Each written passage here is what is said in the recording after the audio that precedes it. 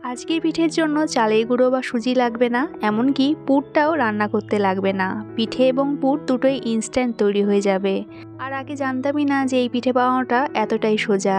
এইরকম নরম তুলতুলে রসালো পিঠে একটা খেলে 10টা খেতে মন চাইবে। চলুন দেখে নিই আজকের এই মজার পিঠার রেসিপিটা। আজকের পিঠেটা আমি চিড়ে দিয়ে বানাবো, তো সবার আগে মেজারিং কাপে 1.5 কাপ মতন চিড়ে নিয়েছি। চেষ্টা করবেন পিঠে বানানোর জন্য প্যাকেটের চিড়েটা নেওয়ার। প্যাকেটের চিড়েটা হলে ধান ময়লাটা একটু কম থাকে। তো চিড়েটা সবার আগে ভালো করে বেছে নিয়ে 2 থেকে 3 বার জল পাল্টে ভালো করে ধুয়ে নিতে হবে। এতে চিড়ের ময়লাটাও চলে যাবে, অপরদিকে চিড়েটা একটু নরমও হয়ে যাবে। ভালো করে ধুয়ে নেওয়ার পর চিড়ে থেকে জলটা বের করে চিড়েটা আমি একটু ছাঁকনির মধ্যে এরকম তুলে রাখবো, যাতে জলটা সমস্ত বেরিয়ে যায়। এরকম ছাঁকনির মধ্যে চিড়েটা রেখে দেবো। আর যতক্ষণ চিড়ে থেকে জলটা ঝরে যাচ্ছে ততক্ষণ আমি নারকেলের পুরটা রেডি করে নেবো। আর আজকে আমি আগেই বলেছি নারকেলের পুরটা রান্না করব না, তো কিভাবে বানাচ্ছি একটু দেখে নিন। সবার আগে এখানে আমি একটা নারকেল নিয়ে নিয়েছি, তার মধ্যে দিয়ে দিলাম 1 চামচ চিনি আর 10 টাকা দামের গুঁড়ো দুধের 1 প্যাকেট। সব কিছু একটু ভালো করে চটকে মেখে নিলেই আজকে পুরটা একদম রেডি। আর দেখতেই পেলেন এই পুর তৈরি করতে কোনো রকম গুড় ব্যবহার হলো না আর রান্না করতেও লাগলো না, কিন্তু স্বাদের দিক থেকে কোনো রকম কমতি হবে না, দারুণ হয় খেতে। অপরদিকে চিড়েটা দেখে নেবো। আর চিড়েটা দেখতেই পাচ্ছেন এরকম ঝরঝরে হয়ে গেছে, চিড়ে থেকে সমস্ত জলটা বেরিয়ে গেছে। চিড়েটা একটা বাটির মধ্যে ঢেলে নিলাম। এবার এই চিড়ের সাথে আমি এখানে দিয়ে দেবো 2 চামচ ময়দা। জাস্ট 2 চামচই কিন্তু ময়দাটা দেবেন, এর থেকে বেশি দিলে খেতে ভালো লাগবে না। ময়দাটা এখানে বাইন্ডিংয়ের কাজ করবে। সামান্য একটু নুন দিয়ে দিলাম। এবার সব কিছু একটু ভালো করে মেখে এটা একটা ডো বানিয়ে নেব। আর মাখতে গেলে দেখবেন হাতে একটু লেগে লেগে মতন যাচ্ছে, মানে চিটচিট মতো লাগছে। তো মাখাটা যাতে স্মুথ হয় তার জন্য এখানে সামান্য একটু সাদা তেল বা রিফাইন্ড অয়েল দিয়ে দেব। এই তেলটা দিলে হাতে যে আগে লেগে লেগে যাচ্ছিল সেটা আর হবে না, আর মাখাটাও খুব স্মুথ হয়ে যাবে।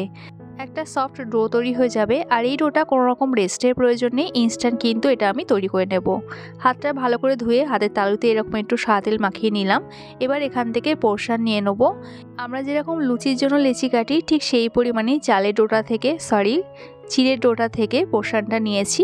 এইবার হাতের তালুতে একটু গোল করে তারপর এরকম একটু খোল তৈরি করে নেবো, যেমন আমরা পিঠের জন্য খোল তৈরি করি ঠিক সেরকমই। এবার এখানে 1/2 চামচ মতো নারকেলের পুর দিয়ে দিলাম। পুরটা একটু বুঝে দেবেন যাতে এটা সিল করতে কোনো রকম অসুবিধা না হয়। এবার এই সাইড থেকে এরকমভাবে একটু ভালো করে চেপে চেপে ময়ে দিতে হবে। আলতো হাতে চাপ দিলেই হবে কিন্তু, যেহেতু চিড়ে খুব নরম। এরপর 2 সাইড এরকম একটু ময়ে নিতে হবে, যেমন আমরা পিঠের শেপ দিই। তারপরে আলতো হাতে এরকম একটু প্রেস করে নিতে হবে যাতে সব কিছু একটু ভালো করে সেট হয়ে যায়। আর এইভাবে একটু রোল করেও নিতে পারেন, তাতেও কিন্তু সেট হয়ে যাবে। এটা যেহেতু চিড়ের ডো তাই এই স্টেপটা, চালের গুঁড়ো হলে কিন্তু এই স্টেপটা করার দরকার নেই। তো আমি যে থালায় রেখেছি সেই থালাটা একটু আগে তেল মাখিয়ে নিয়েছি। আর আরেকটা পিঠে আপনাদের একটু করে দেখিয়ে দিচ্ছি। দেখুন, প্রথমে পোরশনটা নিয়ে তারপর হাতের তালুতে একটু গোল করে নিয়ে তারপরে খোল তৈরি করে পুরটা দিয়ে একটু মুড়ে নিতে হবে। মোড়ার পদ্ধতিটা একটু দেখুন, যেমন আমরা পিঠের মুড়ি ঠিক সেইভাবেই কিন্তু 2 সাইড আগে দিয়ে তারপরে 2 সাইডে এরকম মুড়ে নিতে হবে। আর এইভাবে আমি সমস্ত পিঠে রেডি করে নেব। এইভাবে তৈরি করে আপনারা যদি 10 মিনিট স্টিম করেন তাহলে কিন্তু ইনস্ট্যান্ট ভাপা পিঠে রেডি হয়ে যাবে। তবে আজকে আমি ভাপা পিঠে করব না, একটু অন্য প্রসেসে পিঠেটা তৈরি করে নেব। তো এখানে আমার সবকটা পিঠে রেডি হয়ে গেছে।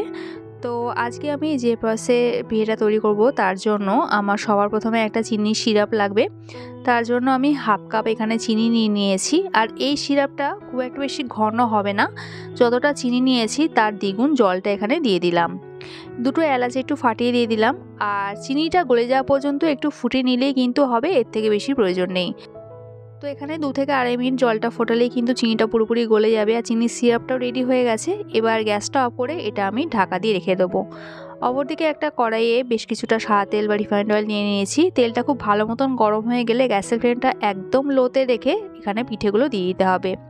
পিঠেগুলো দিয়ে দেওয়ার পর গ্যাসের ফ্লেমটা মিডিয়ামে করে দিতে হবে। আর 1 মিনিট রাখতে হবে 1 লিটার সেট হওয়ার জন্য। 1 মিনিট আগে কিন্তু খুন্তি দিয়ে কোনো রকম নাড়াড়ি করা যাবে না, তাতে কিন্তু পিঠেগুলো ভেঙে যেতে পারে। 1 মিনিট সেট হয়ে যাওয়ার পর তখন একটু আলতো হাতে উল্টে পাল্টে দিতে হবে এবং অপর সাইডটা হওয়ার জন্য আরও 30 থেকে 35 সেকেন্ড রাখতে হবে। তারপর উল্টে পাল্টে লালচে না হওয়া পর্যন্ত ভেজে নিতে হবে। আর এখানে বলে রাখি, আপনারা কীরকম লালচে খাবেন তার উপর কিন্তু ভাজাটা নির্ভর করছে।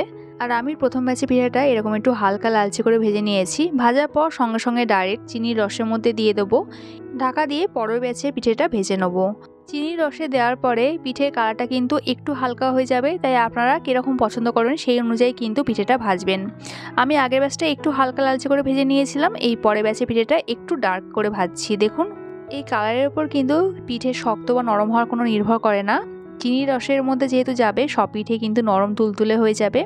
প্রথম ব্যাচে যে আমি পিঠেটা চিনির শিরার মধ্যে দিয়েছিলাম সেটা দেখুন সাইজে কতটা বড় হয়ে গেছে আর কালারটাও কতটা হালকা হয়ে গেছে। যেহেতু আমি প্রথম ব্যাচে পিঠেটা একটু হালকা করে ভেজেছিলাম, পরের ব্যাচে পিঠেগুলো আমি একটু বেশি লালচে করে ভেজেছিলাম। সব পিঠেগুলো ভাজা হয়ে গেছে, এবার এগুলো রসের মধ্যে দিয়ে দিলাম 10 থেকে 15 মিনিটের জন্য। রসটা যদি ঠান্ডা হয়ে যায় একটু হালকা করে গরম করে নেবেন। আর প্রথম ব্যাচে যে চিনির শিরা থেকে আমি পিঠেগুলো তুলে নিয়েছিলাম দেখুন এগুলো কতটা নরম তুলতুলে হয়েছে। প্রতিটা পিঠেই কিন্তু এইরকমই নরম তুলতুলে হবে, তবে একটু খেয়াল রাখবেন যে যেহেতু এটা চিড়ের পিঠে বেশিক্ষণ কিন্তু চিনির রসের মধ্যে রাখবে না, তাহলে কিন্তু ভেঙে যেতে পারে বা বেশি নরম হয়ে গেলে তখন কিন্তু আর খেতে ভালো লাগবে না। এবার বাকি পিঠেগুলো আপনাদের একটু দেখিয়ে দিচ্ছি। দেখুন পিঠেগুলো কতটা সুন্দর হয়েছে। আর যেহেতু এই পিঠেগুলো আমি একটু বেশি লালচে করে ভেজেছিলাম তাই কালারটাও একটু ডার্ক এসছে। তাহলে দেখতেই পেলেন চালের গুঁড়ো ছাড়াই ইনস্ট্যান্ট চিড়ে দিয়ে এরকম রসপুলি পিঠে তৈরি হয়ে গেল। আর চিড়ের এই রসপুলি পিঠে যেমন লোভনীয় দেখতে তেমনি খেতেও ভীষণই সুস্বাদু। আমার আজকের এই চিড়ের রসপুলি পিঠে যদি রেসিপিটা ভালো লাগে একটা লাইক কমেন্ট করার মতো রইল। দেখা হচ্ছে আবার এক নতুন রেসিপির সাথে। সবাই সুস্থ থাকবেন, ভালো থাকবেন।